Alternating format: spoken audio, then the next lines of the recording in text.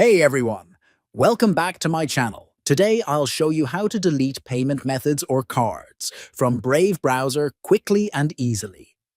Make sure to subscribe and hit the bell icon for more tech tips. Let's get started.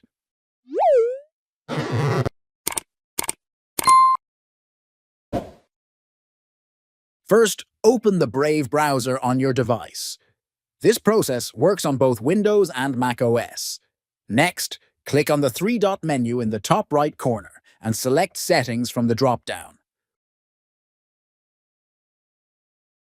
Once you're in the settings, scroll down to the autofill section. Then click on Payment Methods. Here, you'll see a list of saved payment methods. To delete a card, click the three dots next to it and select Delete.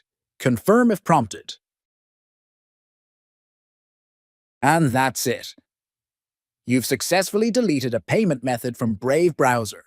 If you found this video helpful, please like and subscribe for more tutorials. Also, let me know in the comments if you have any other Brave browser tips to share.